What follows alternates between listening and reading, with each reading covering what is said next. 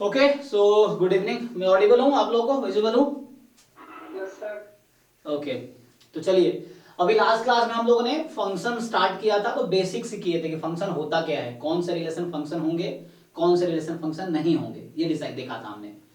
तो अभी आगे कंटिन्यू करते हैं। तो वो 11th का ही पार्ट था मेनली, लेकिन वो समझने के लिए जरूरी था ताकि 12th में चीजें हमें समझ आए। तो अभी स्टार्ट करेंगे यहाँ से, लास्ट क्लास में यहाँ तक किया था, अब आगे बढ़ते हैं। तो उससे पहले मैं ये सेव कर देता हूँ, या इसी में कर लें आगे, तो वो रहने दो, एक साथ भेज देंगे। ये अलग से फाइल बना दूं, क्या कहते हो? इसी में आई कंटेंट लिख दूं या अलग से?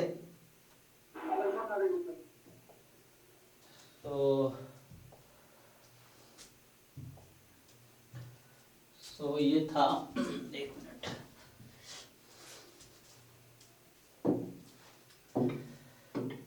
आज है 3 अप्रैल, 3 अप्रैल 11th क्लास।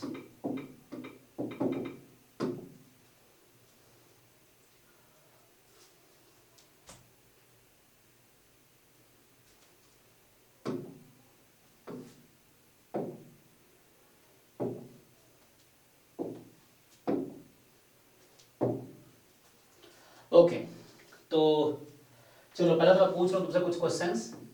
एफ एक फंक्शन है ए से बी में, ठीक, और आर एक रिलेशन है ए से बी में। तो पहले तो ये बताओ कि मान लो, चलो, number of element in A is M and number of element in B is N. चलो ऐसा ले लो, यस एन का मतलब number of element, M is the number of element in A, number of element in B is N, number of element in A is M, number of element in B is N. मुझे पहले बताओ, last class में बताया था मैंने, total number of ए और be finite set है, ए और बी क्या है? फाइनाइट सेट है। तो total number of function from A to B कितने हो सकते हैं?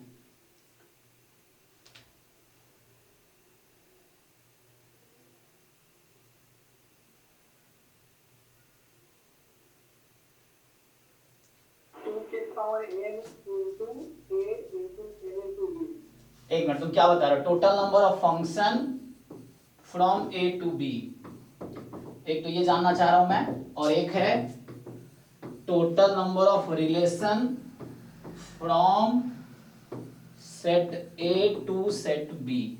बताओ ए से बी में टोटल कितने तुम फंक्शंस बना सकते हो, सेट ए से सेट बी में कितने फंक्शंस डिफाइन किए जा सकते हैं। और सेट ए से बी में, A B finite discrete set है, यहां पे क्या बोल रहा हूं मैं कि let A and B are finite sets. Finite set है मतलब ए में मान लो 4 एलिमेंट है, बी में 5 एलिमेंट है, उस तरह के केस है। सो बताओ ए से बी में टोटल कितने रिलेशंस बनेंगे? ये तो बहुत पहले बताया था, कितने रिलेशंस बनेंगे ए से बी में?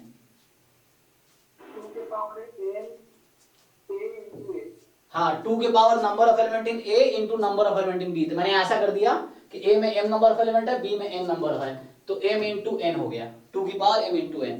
हाँ, और बताओ उसमें फंक्शन कितने होंगे? सर 2 के power n into m into n। Function वो तो रिलेशन हो गया।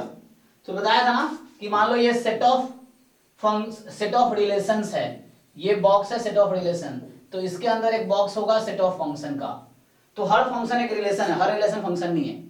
तो मतलब ये हो गया कि सेट ऑफ फंक्शन जो होते हैं वो सबसेट है सेट ऑफ रिलेशन के। अगर दो सेट पर डिफाइन करते, मान लो function from A to B, relation from A to B, ये है मतलब नंबर ऑफ फंक्शन हमेशा लेस देन इक्वल टू होगा नंबर ऑफ रिलेशंस के। Number of function A to B जो होंगे ये हमेशा लेस देन इक्वल टू होंगे number of relation from A to B. Number of function from A to B ये हमेशा less than equal to होगा number of relation from A to B.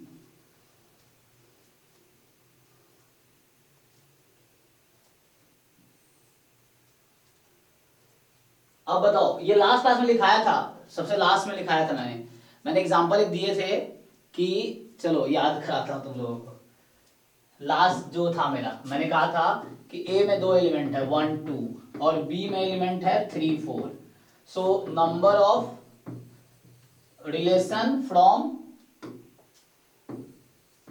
A to B और number of function from A to B. बताओ, ये दोनों last class में लिखाए थे मैंने।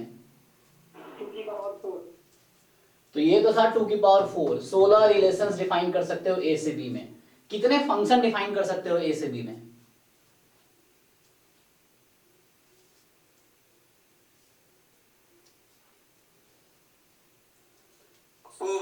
4। हाँ, 4 कैसे आया था? 4 तो ठीक है, 4 आया कैसे?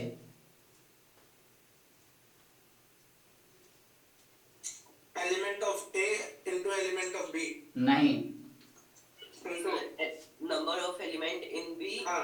Power number of element in A. Yes, तो ये फॉर्मूला है, number of element in B की power number of element in A. तो हालांकि यहाँ ऐसा सेट मैंने लिया कि दो दो ही एलिमेंट है, ठीक है ना, तो इसीलिए वो कोइंसिडेंस लाइक 2 की पावर 2 हो गया और 2 इंटू 2 के इक्वल है। लेकिन अगर सेट बदलेगा तो आंसर बदलेगा। सो यहाँ पे ये होता है कि ये है कि यहाँ पे होता है 2 की power number of element in A into number of element in B. तो ये 2 की पावर 2 इंटू 2, तो ये 2 की पावर 4 16 हो जाता है। और यहाँ पे है कि 2 की पावर 2, तो ये हो गया 4। कैसे आता है ये मैं तुम्हें बताया भी था लास्ट क्लास में। देखो, इसमें 1 2 है, इसमें 3 4 है। मुझे फंक्शन डिफाइन करना है। कोई फंक्शन की डेफिनेशन बताओ। फंक्शन कब होगा ए से बी में? क्या डेफिनेशन है फंक्शन का? क्या कंडीशन है फंक्शन होने के लिए? Relation from set A to B set B. हाँ, आगे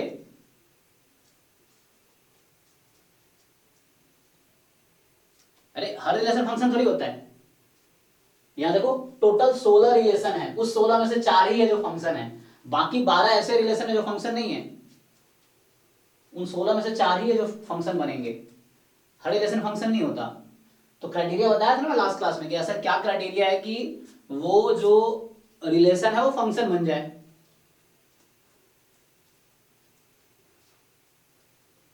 डेफिनेशन क्या है? मैं 2 डेफिनेशन दिखाया था। बिना रिलेशन के टर्म में भी तुम बता सकते हो फंक्शन क्या है। रिलेशन मुझे नहीं पता है तो भी मैं फंक्शन को डिफाइन कर सकता हूं बिना रिलेशन से।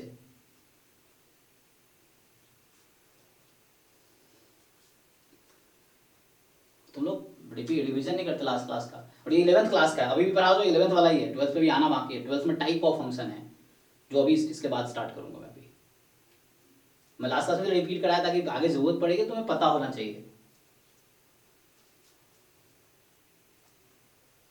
जैसे इस तरह क्वेश्चन जब पूछा तब समझ तुम्हें पता है कि नहीं है, वरना तुम कहीं अब सॉल्यूशन देख लोगे तो वहां देख लिया अच्छा ऐसा होता है, ओके, फिर एग्जाम में याद नहीं आएगा, तुम्हें दिमाग में फिट नहीं हुआ है तुम्हें अभी तक। ये है, मैं लास्ट क्लास में कराए थे, तुम बुक में देख लोगे, कहीं पढ़ लोगे, लेकिन वो तुम्हारे दिमाग में फिट तब होगा जब तुम बिना देखे खुद से पूछोगे। तुम सोचोगे अच्छा ए से बी में कितने फंक्शन हो सकते हैं। खुद से तुम जब कहीं अकेले बैठे हो तो खुद से पूछो ना कि अगर ए बी फाइनाइट सेट है तो ए से बी में कितने फंक्शन बनेंगे, कितने रिलेशन बनेंगे। उससे अगर तुम सोचोगे तुम्हारे दिमाग में ज्यादा तो फिट रहेगा।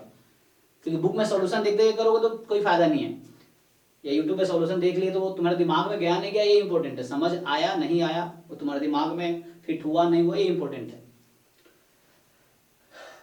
हालांकि लास्ट बार मैंने कराया था और फंक्शन का डेफिनेशन लिखाया मैंने, देख के बताओ, किसी के पास होगा ना, मैं नोट्स भेजूंगा, देख के बताओ।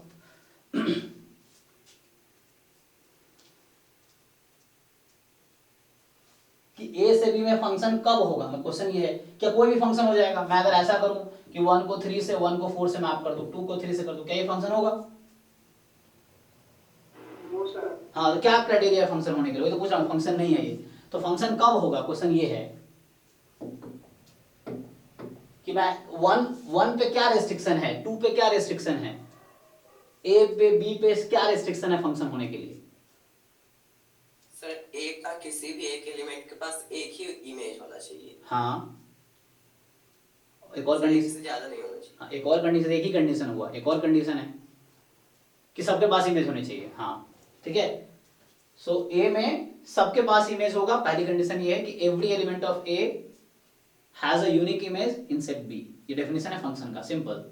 Every element of set A has a unique image in set B, इतना एक लाइन का डेफिनेशन है फंक्शन का। कि सेट ए में हर एलिमेंट के पास इमेज होगा और एक के पास एक ही इमेज होगा, उसको यूनिक इमेज बोलते हैं। ठीक है, चाहे वो इमेज इक्वल हो, दो का सेम हो, कोई दिक्कत नहीं है, एक के पास दो इमेज नहीं होने चाहिए, दो एलिमेंट का एक ही इमेज हो चलेगा। ओके, सो देखो 1 के पास कितनी चॉइस है, 1 चाहे तो 3 पे जा सकता है, चाहे तो 4 पे जा सकता है, दोनों पे एक साथ नहीं जा सकता, इट हैज 2 चॉइस। तो मैं डिफाइन किया था 2, अगेन 1 के पास 2 चॉइस, देयर आर 2 ऑप्शंस, तो 1 3 पे जा सकता है या 1 4 पे, again 2 has 2 choices, 2 can go to 3 और 2 can go to 4, so 4 choice. मतलब फंक्शन मैं बनाऊंगा देख ऐसा हो सकता है, 1 3 पे गया, 2 4 पे गया। दूसरा फंक्शन ऐसा हो सकता है कि 1 4 पे जाए, 2 3 पे जाए, ये दूसरा फंक्शन है। 4 फंक्शन बन रहे हैं, कौन से 4 है बता रहा हूँ, 1 2 3 4। ऐसा हो सकता है 1 2 दोनों 3 पे चला जाए, या ऐसा हो सकता है कि 1 2 दोनों 4 पे चला जाए, ये 4 फंक्शन है। इसके अलावा पांचवा तुम ड्रॉ करोगे तो फंक्शन नहीं होगा, यही 4 फंक्शन हो सकते हैं ए से बी में। ठीक, चलो अब आगे बढ़ते हैं। ठीक है, तो अब आते हैं 12th वाला पार्ट पे, तो 11th का जस्ट रिवीजन करा दिया एक बार। चलो अब आते हैं 12th वाले पार्ट पे, स्टार्ट होता है टाइप्स ऑफ फंक्शन से, 12th में स्टार्ट होता है फंक्शन टॉपिक। ठीक है, तो यहां मेनली 3 टाइप देखना है तुम्हें। 1 फंक्शन, 1 का दूसरा नाम है इंजेक्टिव फंक्शन। दूसरा टाइप है ऑन टू फंक्शन, मतलब सरजेक्टिव फंक्शन। और तीसरा बाइजेक्टिव फंक्शन, मतलब हालांकि टर्म इस तरीके से लिखा जाता है 1 एंड ऑन टू, तो ये कोई अलग सा नहीं है, इन दोनों को मिला के एक साथ बनाया गया है, जिसका नाम है bijective function. Okay, so mainly ये जो तुम्हारी दूसरी एक्सरसाइज है एनसीईआरटी क्लास 12 के चैप्टर 1 में, पहली एक्सरसाइज तो थी टाइप ऑफ रिलेशन पे, रिफ्लेक्सिव सिमेट्रिक ट्रांजिटिव इक्विवेलेंस, इस पे था। दूसरी एक्सरसाइज इस पे बेस्ड है, 1 onto, 1 and onto, जिसका नाम बाइजेक्टिव है। ओके, सो स्टार्ट करते हैं। 1 क्या होता है ना, तो 1 फंक्शन समझने से पहले तुम्हें ये पता होना चाहिए था कि फंक्शन क्या होता है। चलो मैंने बताया कि फंक्शन होता क्या है। चलो मैं इसी एग्जांपल से स्टार्ट करता हूं। ये 4 फंक्शन हो सकते हैं इससे इसमें। अब मुझे डिसाइड करना है 4 ही फंक्शन हो सकते हैं ए से बी में, 4 ही हो सकते हैं, यही 4, पांचवा नहीं हो सकता। अब इन 4 में मुझे डिसाइड करना है कौन सा 1 फंक्शन है। तो पहले मुझे ये पता होना चाहिए कि 1 होता क्या है, यही है ना, एग्जाम में होगा डिसाइड करो 1 है कि नहीं है। तो पहले तो मुझे ये पता हो कि 1 होता क्या है। तो मैं तुम्हें ऐसे लूज टर्म में बताऊं, लाइक नॉर्मल में, कि 1 का मतलब है, जैसे मैंने कहा था कि ऐसा हो सकता है 2 का सेम इमेज हो। तो देखो ये 1 नहीं हुआ। 1 का मतलब यहां ये होता है कि एक के पास एक ही इमेज होगा और वो इमेज किसी और का नहीं होगा। सो ये हुआ 1। या अगर मैं मैथमेटिकली बताने की कोशिश करूं तो 1 का मतलब है ए के डिफरेंट एलिमेंट के पास बी में डिफरेंट इमेज हो। ये डेफिनेशन है, वर्ड में यही डेफिनेशन है 1 का, कि अगर एफ ए से बी में फंक्शन है तो ए सेट में डिफरेंट एलिमेंट के पास बी में डिफरेंट इमेज हो तो हम बोलेंगे 1 है। अगर ए में कोई भी 2 ऐसा एलिमेंट हुआ जिसका सेम इमेज है तो 1 नहीं होगा। ठीक है, उसको मेनी 1 बोल देंगे। तो अब तुम्हें डेफिनेशन थोड़ा बहुत समझ आया होगा मैं क्या बोला हूं। मैं बोला हूं कि ए से बी में फंक्शन है और 1 होगा अगर ए के डिफरेंट एलिमेंट का बी में डिफरेंट इमेज हो, तब बोलेंगे 1 है। अब बताओ इन 4 में से कौन कौन सा है। मान लो मैं नाम दे दूं f1, f2, f3, f4, कौन कौन सा फंक्शन 1 है। सर F1 और F2। ठीक है, तो सिर्फ f1 f2 1 फंक्शन है। f3 f4 1 नहीं हुआ क्योंकि 2 डिफरेंट एलिमेंट का इमेज सेम हो गया। 2 डिफरेंट एलिमेंट का इमेज सेम हो गया, फंक्शन है ये, 1 फंक्शन नहीं है। फाइन, तो डेफिनेशन लिख देता हूं मैं। सो डेफिनेशन है a function from set A to set B is called 1 function या injective function if and only if distinct elements of A has, या हैव लिख दूं, have, so distinct elements of A have distinct images in set B. तो ये तो हो गया word में डेफिनेशन, दैट इज। अब इसको लिखता हूं थोड़ा सा मैं मैथमेटिकली।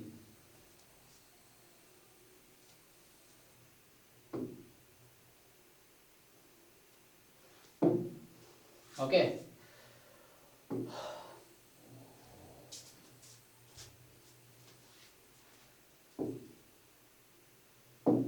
चलो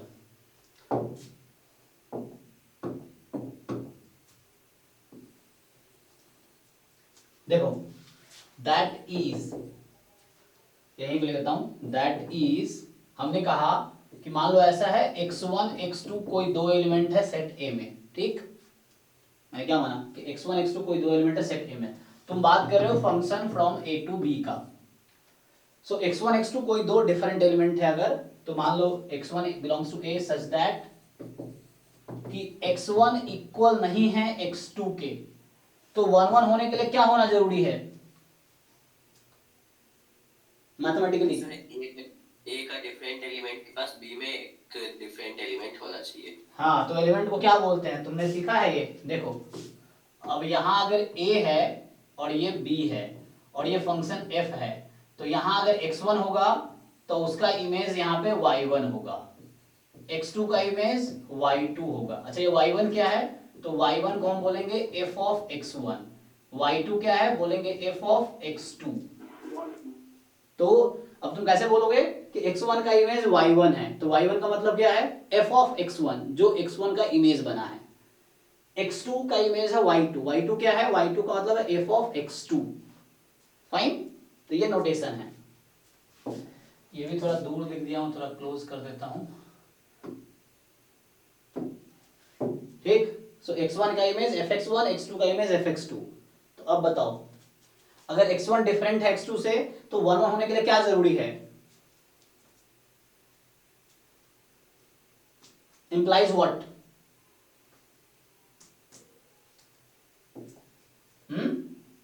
x1 का इमेज क्या होगा, x1 का इमेज क्या है? Sir y1। y1 का मीनिंग क्या है?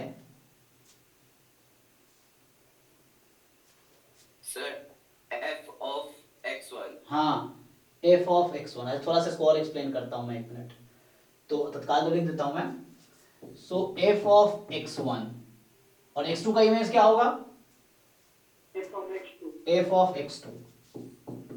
और डेफिनेशन कह रहा है अगर तुम्हारा x डिफरेंट है तो y भी डिफरेंट होने चाहिए, ठीक। ये डेफिनेशन कह रहा है कि अगर x डिफरेंट है तो उसका y भी डिफरेंट होना चाहिए। तो ये डेफिनेशन हो गया 1 1 का दूसरा। एक तो वर्ड में लिखा, दूसरे तरीके से ऐसा लिखा।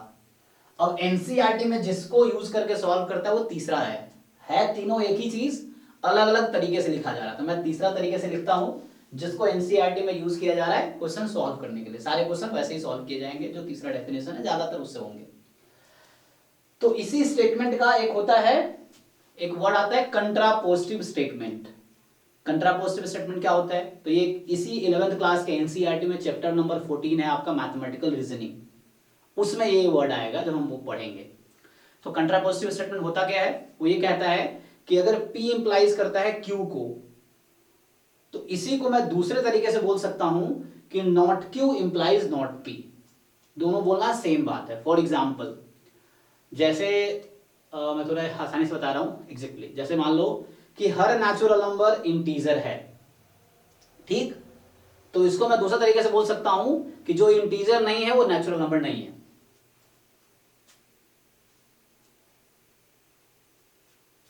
समझ आ रहा कुछ?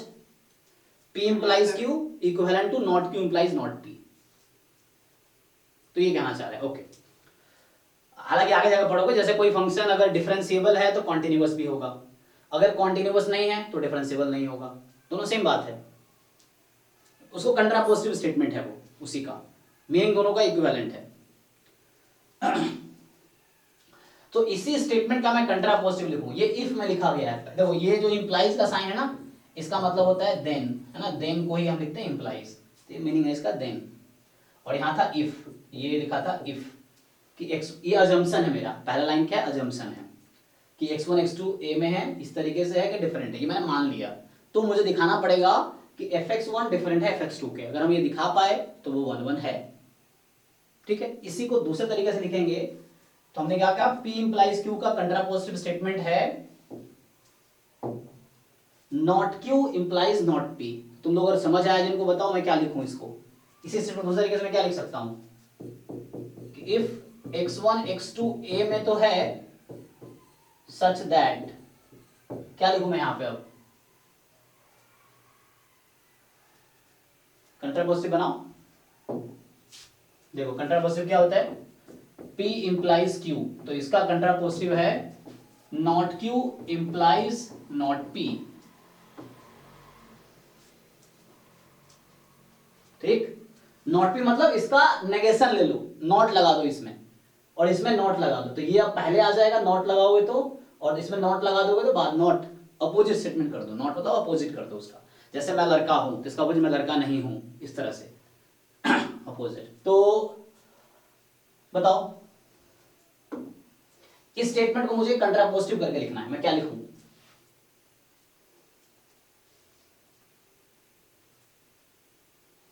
ये स्टेटमेंट p है, ये p है और ये q है, ये p है x1 not equal to x2 p है और fx1 not equal to fx2 q है। तो इसका अपोजिट करके बताओ। हाँ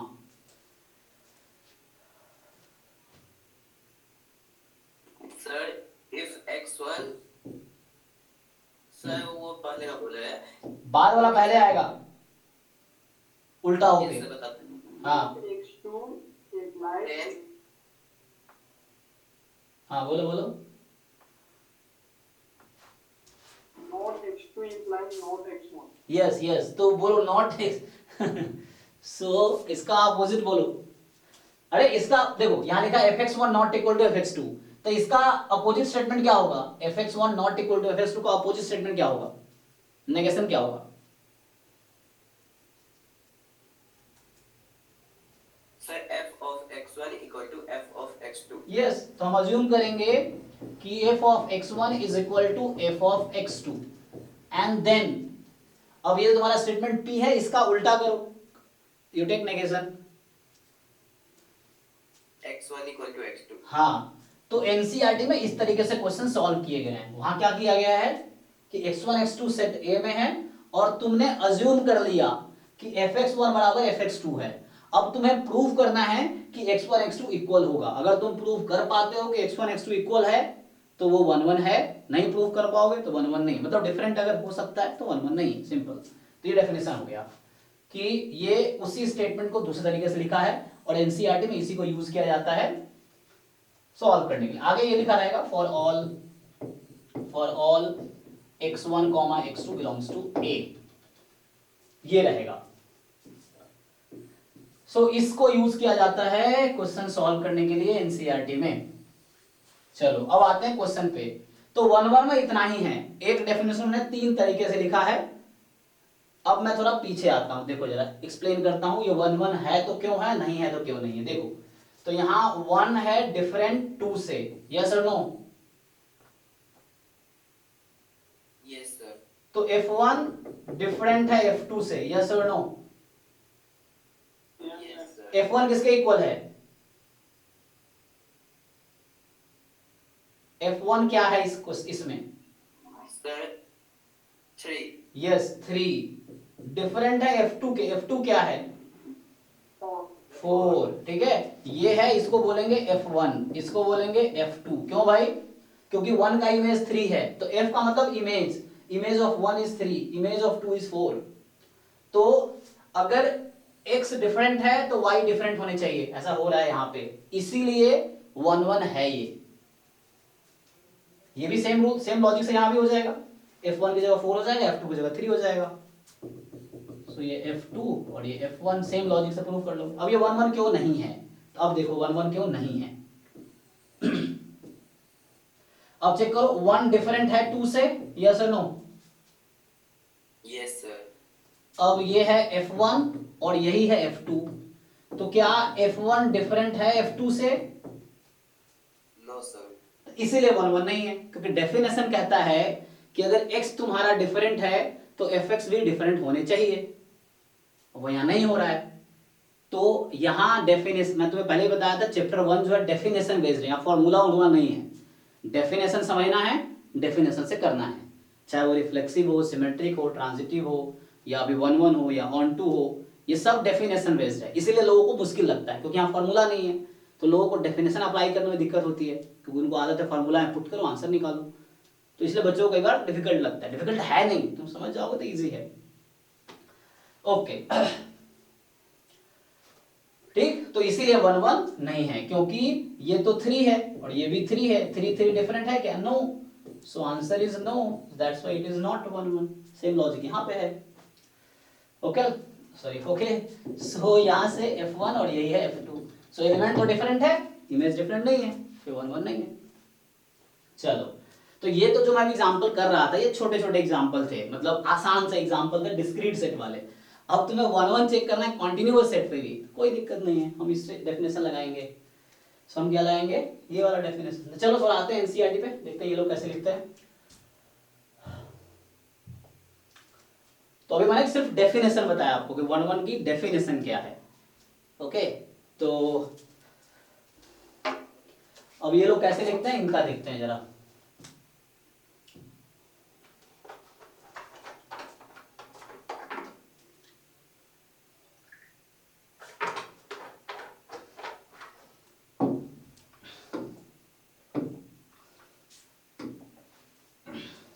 देखो, अब फंक्शन f फ्रॉम, मैं a भी लिया हूं, इन्होंने सेट को कैपिटल X कैपिटल Y लिया, कोई दिक्कत नहीं।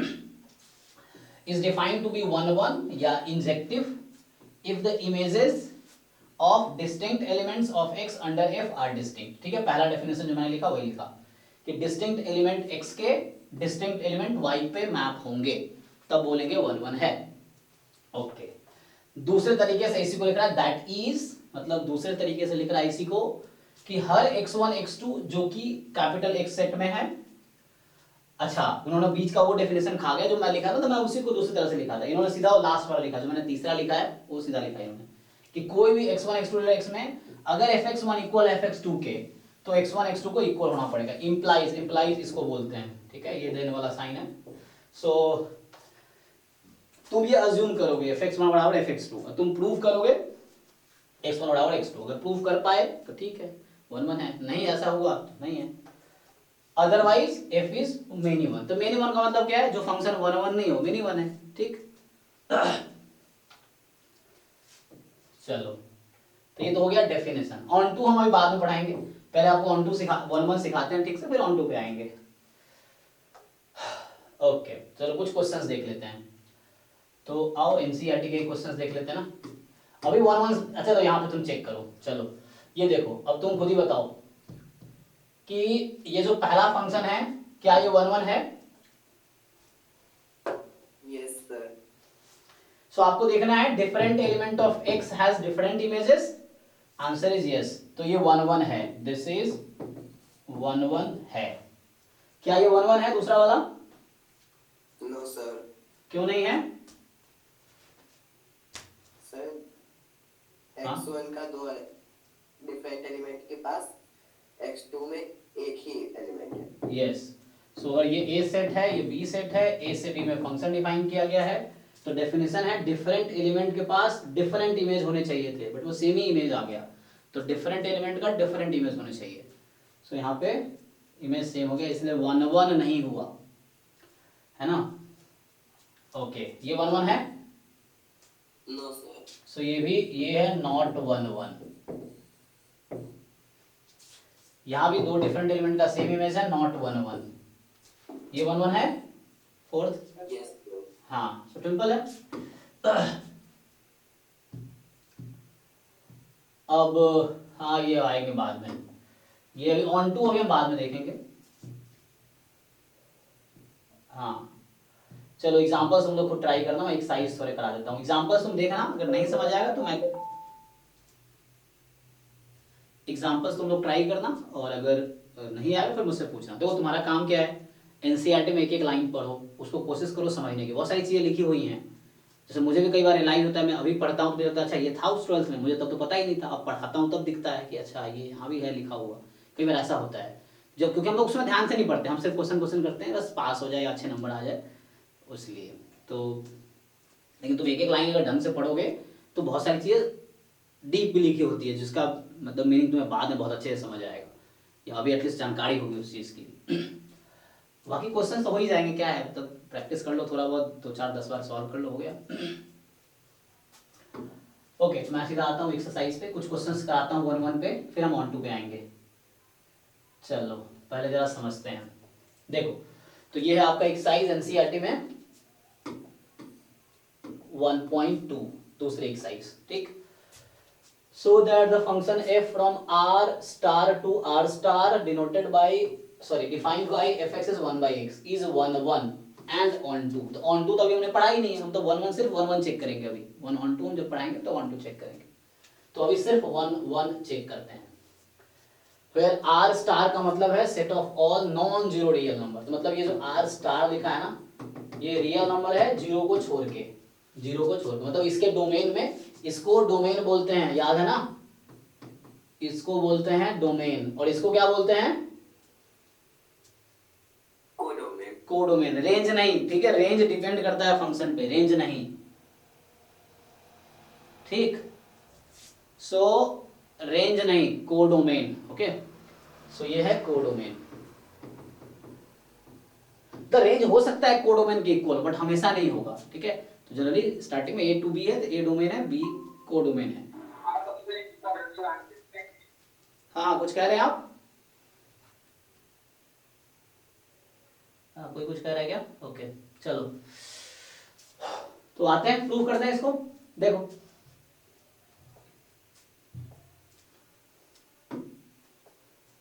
अब देखो यहाँ पे क्वेश्चन 1, ठीक है, एक्सरसाइज 1.2 क्लास 12th एनसीईआरटी। जो एफ फंक्शन था r-0 टू r-0, वो r स्टार लिखा हुआ। r स्टार का मतलब यही है कि जीरो को छोड़ के सारे रियल नंबर, तो मैंने ऐसे लिख दिया, ओके। fx डिफाइन किया है 1 by x, और मुझे प्रूव करना है कि ये 1 1 है। तो मैं 2 तरीके से करके दिखाता हूं, ठीक है। पहला तरीका कि लेट x1, x2, चलो इसका नाम मैं a रख देता हूं और इसका नाम b रख देता हूं, कोई दिक्कत नहीं है, तुम नहीं रखो, ऐसे लेके चलो, डोमेन में है, सो r-0 है, ऐसा लिख सकते हो, या a b नाम रख दो तो भी चलेगा। सो कोई 2 नंबर है सच दैट, फर्स्ट डेफिनेशन मैंने क्या लिखाया था बताओ, 1 1 का डेफिनेशन पहला क्या लिखाया था मैंने, 1 1 क्या होता है,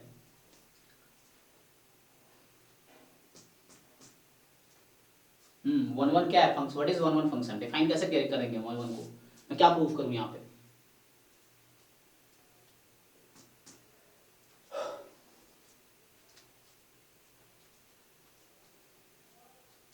सर ऐसा फंक्शन जो सेट ए सेट बी में। बोलो बोलो, अगर तुम मुझे बता पा रहे हो मतलब तुम्हें समझ आया है, नहीं बता पा रहे हो मतलब समझ नहीं आया, सिंपल सा मीनिंग है। सो अगर तुम मुझे समझा पा रहे हो 1 1 क्या है, अब बताओ यहाँ पे कैसे मैं प्रूव करूँ, क्योंकि तुम्हें पहले पता हो ना कैसे करना है, तब तो कर पाओगे। तो मुझे प्रूव करना है कि ये फंक्शन 1 1 है। अब मैंने तुम्हें 1 1 का डेफिनेशन बताया लास्ट स्लाइड पे, अब तुम मुझे बताओ तुम्हें क्या समझ आया, मुझे क्या प्रूव करना पड़ेगा यहाँ पे। सर सेट ए का हर एक एलिमेंट के पास डिफरेंट एलिमेंट के पास सेट बी में एक डिफरेंट एलिमेंट होना चाहिए। फाइन, सेम नहीं, ठीक है। अब इसके टर्म में बताओ, x1 x2 मैंने मान लिया कोई 2 एलिमेंट है सेट ए में, तो आगे मैं क्या लिखूंगा, क्या अज्यूम करूं यहाँ पे,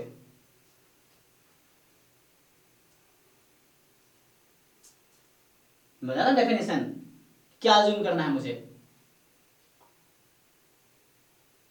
देखो यहाँ पे तुम वैसे नहीं दिखा पाओगे, जैसे हम वेन डायग्राम बना रहे थे, वेन डायग्राम उसके लिए, सॉरी ये एरो डायग्राम उसके लिए है जो सेट काउंटेबल है या डिस्क्रीट है, मतलब फाइनाइट सेट है।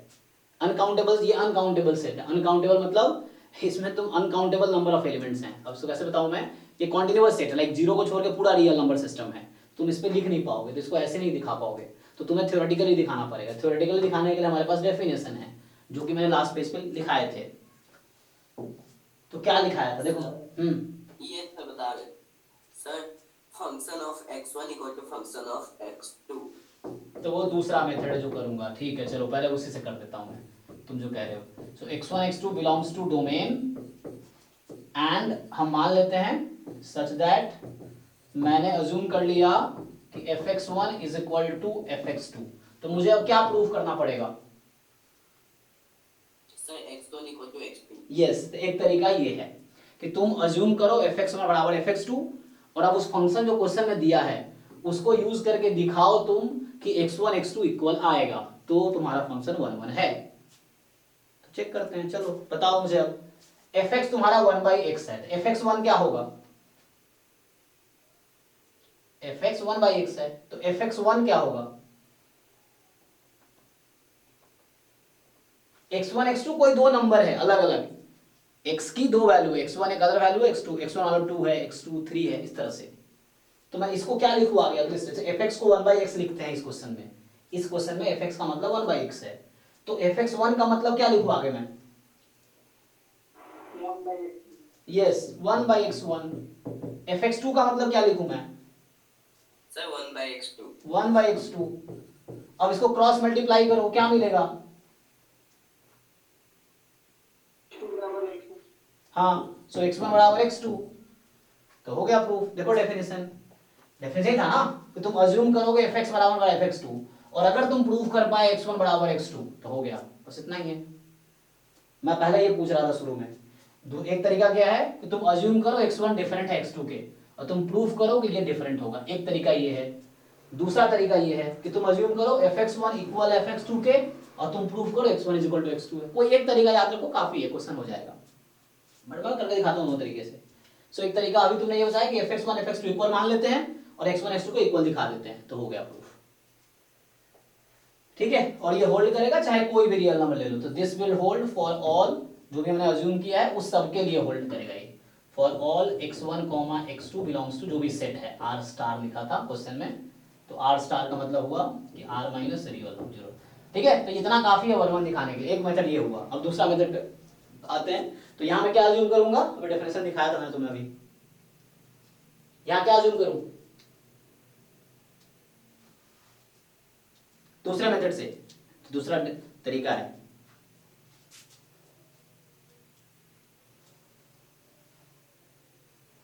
तुम लोगों को डेफिनेशन समझ आया कि नहीं समझ आया?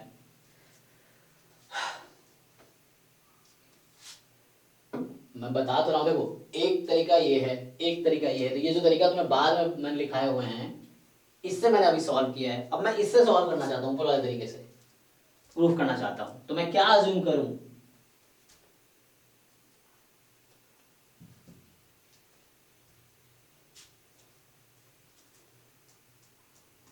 मतलब मैंने माना x1 x2 बिलोंग्स टू, यहां क्या अज्यूम किया हुआ है हमने? ये क्या है? ये सर समझ में आ गया। क्या यहाँ कहां से स्टार्ट करेंगे हम? जैसे यहां हमने यहां से स्टार्ट किया और यहां तक पहुंचे, दूसरे तरीके में हम कहां से स्टार्ट करेंगे? यहां से स्टार्ट करेंगे। तो बताओ क्या लिखो यहाँ पे आगे में? सच दैट क्या अज्यूम करूं मैं, क्या स्टार्ट करूं? Sir x1 is not equal to x2। हाँ, x1 is not equal to x2। अब मुझे प्रूफ करना पड़ेगा, क्या प्रूफ करना पड़ेगा यहाँ पे मुझे?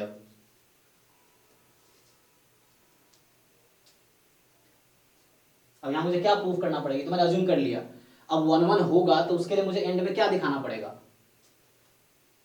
f of x1 is not equal to f of x2। Yes, बाकी लोगों को समझ आ रहा है कि नहीं? देखो भैया, समझ नहीं आ रहा होगा तो पूछना, क्योंकि अगर तुम नहीं पूछ रहे हो मतलब मान रहा हो तुम लोग विद्वान हो, तुम्हें सब समझ आ रहा है ना? क्योंकि वो बच्चा जो सीखना चाहता है, अगर उसको समझ नहीं आएगा तो वो पूछेगा या पूछेगी, है ना? इस तरह अगर नहीं पूछ रहे मतलब तुम्हें समझ आ रहा है ना? मैं तो ये समझूंगा ना, अब तुम्हारे दिल की बात मैं कैसे समझूं, है ना? इस तरह से। सो ओके, सो मुझे प्रूव करना पड़ेगा fx1 is equal to fx2। अब यहां से दिमाग लगाओ, fx क्या है तुम्हारा? 1/x। तो मैं ऐसा करता हूं, x1 बराबर x2 है, सॉरी x1 इक्वल नहीं है x2 के, तो रेसिप्रोकल ले लो। तो 1/x1 भी इक्वल नहीं होगा 1/x2 के, सिंपल। क्यों? क्योंकि x1 x2 इक्वल है नहीं, तो रेसिप्रोकल इक्वल नहीं होगा। और इसको मैं लिख सकता हूं 1/x1 को लिख सकता हूं, क्या लिख सकता हूं इसको मैं यहां से, वो तुम यहां भी देख सकते हो। क्या लिखूं 1/x1 को? f ऑफ x1 मेरे भाई, और ये f ऑफ x2, और वो इक्वल नहीं है, हो गया 1 प्रूफ। तो यही होता है, तुम यहां से स्टार्ट करो और ये दिखाओ, या यहां से स्टार्ट करो और ये दिखाओ, ठीक। तो या तो अज्यूम कर लो x1 x2 डिफरेंट है, तो fx1 fx डिफरेंट होगा, एक तरीका वो है। या तुम अज्यूम करो fx1 बराबर fx2 है और दिखाओ x1 बराबर x2 है। दो तरीका है, एनसीईआरटी में इससे किया है क्वेश्चन सॉल्व ज्यादातर, तो ज्यादातर क्या ऑलमोस्ट सारे क्वेश्चन। तो ये दिखा दिया। So this holds for all x1, x2 belongs to R star, जो बुक में लिखा था। तो इसका मतलब हो गया कि f इज 1 फंक्शन। बस इतना ही दिखाना है। देख लो दो तरीका, ये भी तरीका सही है, वो भी तरीका सही है। अब जिनको डाउट है बताओ, क्या इसमें कुछ पूछना है आपको? नो सर, क्लियर है। ओके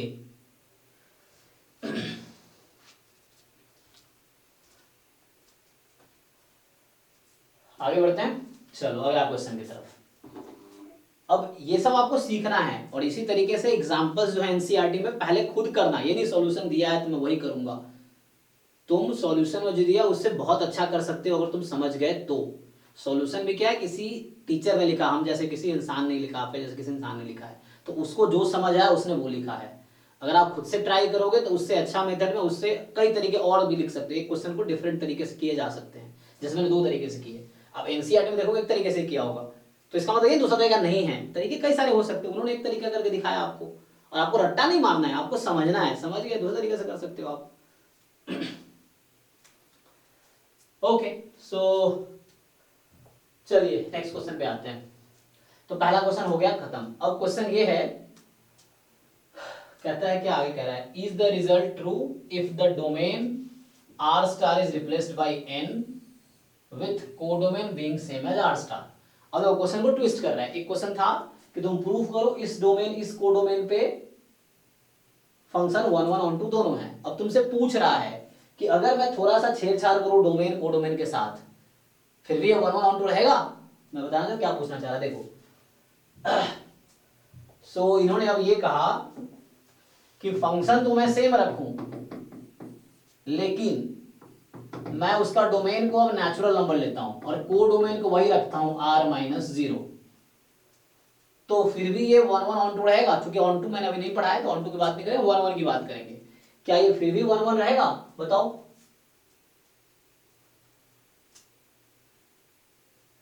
तो अब तुम्हारे पास डोमेन नेचुरल नंबर हो गया, तो इसको तुम लिस्ट भी कर सकते हो, क्योंकि नेचुरल नंबर एक काउंटेबल सेट है। काउंटेबल सेट क्या होता है? दो एलिमेंट के बीच गैप होता है, तो वो काउंटेबल सेट में आते हैं। किसी भी दो एलिमेंट को उठाओ, उसके बीच कुछ गैप होगा, 1 फिर 2, 1 2 के बीच कोई नंबर नहीं है, 2 3 के बीच कोई नंबर नहीं है, तो वो गैप है, तो वो काउंटेबल सेट है। गैप नहीं है तो अनकाउंटेबल हो जाएगा।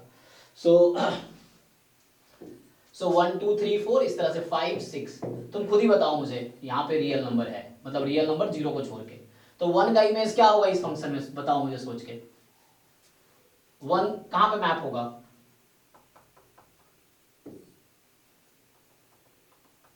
अरे भैया x को 1 रखोगे, fx की वैल्यू क्या आएगी? मतलब f1 क्या होगा? 1 होगा। 2 का इमेज क्या है? f2 क्या होगा? सर 2। 2 कैसे हो गया? f2 2 कैसे हो जाएगा? सर 1/2। हाँ 1/2। 3 का इमेज क्या है? f3 क्या है? 1/3। 4 क्या है? f4 1/4। तो अब तुम्हें ये डिसाइड करना है, क्या तुम्हें लगता है कि यहाँ पे कोई दो एलिमेंट होंगे जिसका इमेज सेम आएगा? नहीं। तो मतलब ये कि distinct element in this set have distinct images here. ये तुम्हें समझाने के लिए लिखाया। प्रूफ लिखूंगा तो बिल्कुल सेम कॉपी पेस्ट मारो इसी प्रूफ को। ये ऐसे ही लिखो, सब ऐसे लिखो। कहाँ चेंज करोगे? तो बस ये जो यहाँ मैंने लिखा था r माइनस 0, इसको हटा के तुम n कर दो। यहाँ जो मैं लिखा था r माइनस 0, इसको हटा के n कर दो। सेम सेम कॉपी पेस्ट, ठीक है। तो हम यहाँ x1 x2 नेचुरल 1 1 फिर भी रहेगा, कहने को तो ये ऑन टू का इफेक्ट पड़ेगा, वो देखेंगे बाद में। तो अभी भी 1 1 है ये, ठीक है, अभी भी 1 1 है। f इज 1 1, क्यों? क्योंकि when we select two different x, so when we select two different x we will have two different images। एक मिनट, हाँ प्रदीप जी।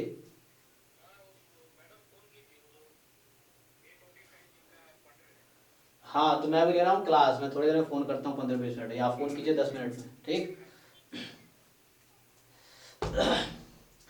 सो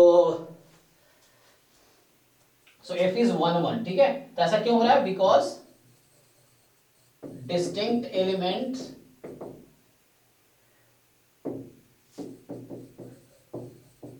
ऑफ डोमेन, इसको बोलते हैं डोमेन, है ना। ये था डोमेन और ये है codomain. So distinct elements of domain have distinct images in codomain, या कोडोमेन को अलग से लिख दो, मतलब कोडोमेन क्या है यहाँ पे, r माइनस 0, फाइन। तो इतना लिख दिया मैंने समझाने के लिए, प्रूफ तो वैसे ही होगा।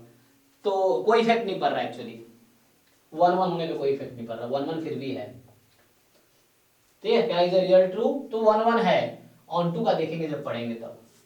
अब आओ यहाँ पे दूसरा क्वेश्चन, चेक द इंजेक्टिविटी। तो इंजेक्टिविटी दूसरा नाम है 1 1 का, ठीक है, इंजेक्टिव फंक्शन देखा था ना। और ये सरजेक्टिव दूसरा नाम है ऑन टू का, जो कि मैं तुम्हें नेक्स्ट क्लास में पढ़ाऊंगा, नेक्स्ट क्लास में ऑन टू कराएंगे, अभी 1 1 समझ लो ढंग से। तो चलो यहाँ पे आते हैं, तुम्हें अभी सिर्फ 1 1 चेक करना है मुझे हर ऑप्शन में। अब तुम लोग ध्यान से देखो, मैं लिखूंगा नहीं, बस ऐसे ही समझाऊंगा बिना लिखे। देखो n से n में फंक्शन, n नेचुरल नंबर है, बताओ fx बराबर x स्क्वायर है, क्या ये 1 1 होगा?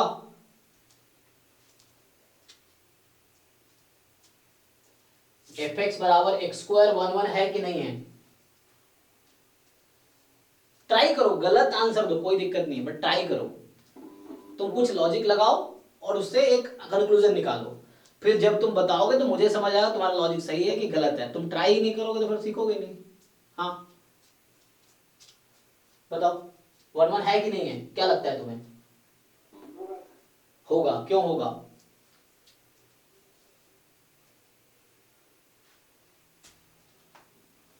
बोलो क्यों है 1 1? कुछ तो रीजन होगा ना, डेफिनेशन बताओ मुझे।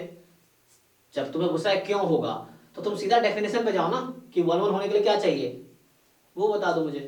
तो डोमेन के डिस्टिंक्ट एलिमेंट के पास कोडोमेन में डिस्टिंक्ट इमेज होने चाहिए। अब मैं x को 1 रखूंगा तो मेरा आंसर क्या आएगा? x को 2 रखने पे क्या आएगा? 4। x को 3 रखने पे 9, 4 रखने पे 16। तो बताओ मुझे, डिफरेंट x के लिए डिफरेंट y नहीं आ रहा है? सर आ रहा है सर। तो दैट्स व्हाई इट इज 1 1, खत्म। इतना ही लिखना है कि डिफरेंट एलिमेंट डोमेन का मैं ले रहा हूं तो मुझे कोडोमेन में डिफरेंट आंसर मिल रहा है। ऐसा डोमेन में कोई दो मेंबर है ही नहीं जिसका इमेज सेम हो जाए, इसमें तो 1 1 है ये। अब यहां पे आओ, पहला पार्ट 1 1 है। अब देखो यहां पे डोमेन कोडोमेन बदल गया, फंक्शन सेम है, डोमेन कोडोमेन बदल गया। अब इंटीजर का सेट है, डोमेन इंटीजर है और कोडोमेन भी इंटीजर है। अब बताओ क्या ये फंक्शन 1 1 है इस डोमेन कोडोमेन पे?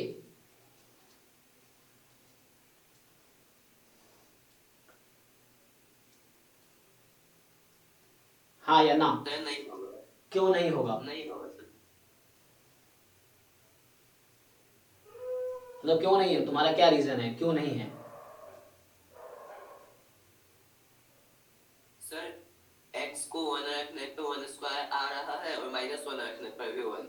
यस, तो इस डोमेन में दो डिफरेंट मेंबर मुझे मिल रहे हैं, एक 1 और एक -1। 1 रखने पे 1 आ रहा है, -1 रखने पे भी 1 आ रहा है।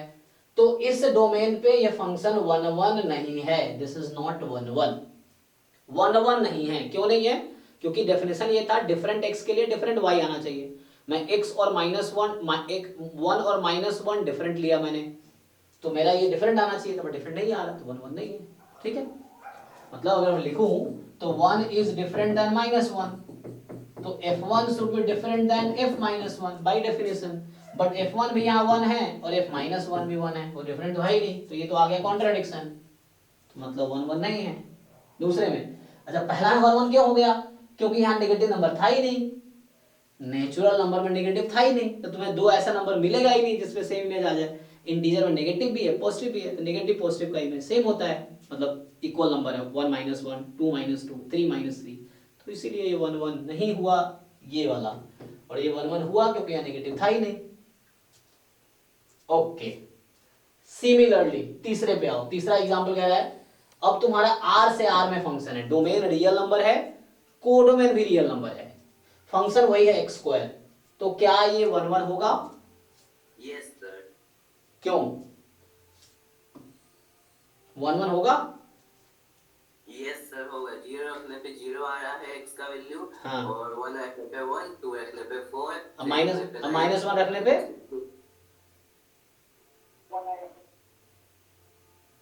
क्या रियल नंबर में नेगेटिव नंबर नहीं आता है? रियल नंबर्स में फिर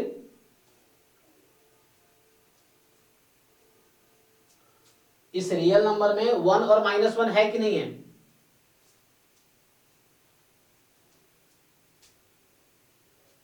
हाँ ना बोलो भाई, 1 भी रियल नंबर है, -1 भी रियल नंबर है, तो सेम रीजन से, जिस रीजन से तुमने कहा कि 2 वाला पार्ट 1 1 नहीं है, तो उसी रीजन से भी 1 1 नहीं होगा। बोलो सही आया ना? तो फिर से बताओ जिन लोगों को डाउट भी हो रहा था, ये 1 1 है कि नहीं है तीसरा पार्ट? सर नहीं होगा। हाँ 1 1 नहीं है, रियल नंबर है ना यहाँ पे डोमेन में, तो रियल नंबर 1 और -1 दोनों रियल नंबर है, दोनों को डिफरेंट रियल नंबर है, इमेज सेम आ रहा है, तो दैट इज नॉट 1 1। ओके, अब आओ यहाँ पे n to n, natural number से नेचुरल नंबर, फिर से fx बराबर x³ है, 1 1 है कि नहीं है बताओ? होगा सर। तो डिफरेंट नेचुरल नंबर लो, उसके डिफरेंट आंसर आएंगे, ऐसा कोई दो नेचुरल नंबर नहीं मिलेगा तुम्हें जिसका आंसर सेम होगा, है ना? जैसे 1 का क्यूब 1, 2 का क्यूब 8 एंड सो ऑन। ये बताओ ये 1 1 होगा क्या? फंक्शन तो सेम है, फिर सेट चेंज हो गया,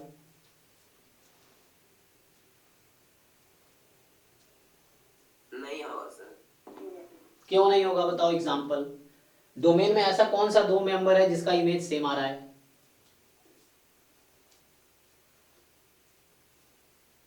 सर 1 और -1। तो 1 का क्यूब कितना होता है? सर 1। -1 का क्यूब कितना होता है? सर -1।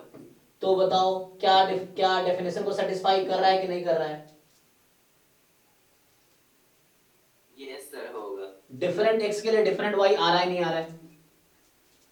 यस, सर आ रहा। तो ये 1 1 है। Okay, when you choose different integers you will have different images, क्योंकि क्यूब है ये, तो नेगेटिव का क्यूब नेगेटिव ही रहता है, पॉजिटिव का क्यूब पॉजिटिव ही रहता है, तो डिफरेंट x के लिए डिफरेंट y होगा। प्रूफ लिखना है तो बिल्कुल ये तरीका कॉपी करो, जैसे तुम्हें मैं सिखाया था मैंने रिफ्लेक्सिव सिमेट्रिक ट्रांजिटिव में, हर क्वेश्चन में सेम ही चीज लिखना है, डेफिनेशन सेटिस्फाई कराना है, यहाँ भी वैसे ही है, हर क्वेश्चन में लिखना वही है जो इधर लिखा हूं मैं, देखो लिखना ऐसे ही है हर क्वेश्चन में, ये जो लिखा था ना, या तो इस तरीके से फॉलो करो, ये थोड़ा डिफिकल्ट होगा हर क्वेश्चन में, ये इजी रहेगा, तो ये इसको फॉलो करो, तुम स्टार्ट करो fx1 fx2 और इसको सॉल्व करते जाओ, एट द एंड ये आ जाएगा, तो 1 1 हो जाएगा। हर क्वेश्चन को इसी यही करना है, हर क्वेश्चन में। मैं अभी तो और क्लासेस होंगी इसकी, मैं करके दिखाऊंगा भी, लेकिन तुम लोग घर पे प्रैक्टिस करना, क्योंकि तुम जितना मेहनत करोगे तुम्हारा रिजल्ट उतना ही आएगा, ठीक है ना? ये मैं यहाँ मेहनत कर रहा हूँ तो उसका रिजल्ट मुझे मिलेगा, तुम जितना मेहनत करोगे उसका रिजल्ट तुम्हें मिलेगा, हम थोड़े बहुत तुम्हें हेल्प कर पा रहे बस। ये नहीं है ना कोई टीचर के पढ़ाने से कोई बच्चा बहुत ज्यादा नंबर ला नहीं सकता सिर्फ पढ़ाने से, जब तक वो खुद नहीं करेगा, खुद नहीं सीखने की कोशिश करेगा, कुछ नहीं होना है।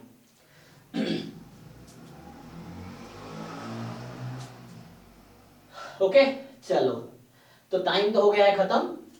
तो अभी हमने आज देखा कि 1 1 फंक्शन क्या होता है, डेफिनेशन देखा हमने, कुछ क्वेश्चंस डिस्कस किए। आपका काम है कि जो भी 1 1 क्वेश्चन पे बेस्ड इसमें एग्जांपल या एक्सरसाइज है 1.2 एक्सरसाइज में ट्राई करके आओ, नेक्स्ट क्लास में डाउट पूछो, फिर 1-1 पे जो डाउट होगा इसमें वो बता के फिर मैं ऑन टू स्टार्ट करूंगा नेक्स्ट क्लास में। फिर ये एक्सरसाइज नेक्स्ट क्लास में खत्म हो जाएगी, क्योंकि दो ही टॉपिक एक एक्सरसाइज में, 1-1 ऑन टू। फिर दोनों जो होता है उसको हम बाइजेक्टिव बोलते हैं। फंक्शन 1-1 भी है, ऑन टू भी है, तो बाइजेक्टिव है। कोई भी एक फेल हो जाएगा तो बाइजेक्टिव नहीं होगा। सो आज के लिए इतना ही रखते हैं, ठीक? Yes, sir. चलो ठीक है, thank you and good night. Thank you, sir. Good night.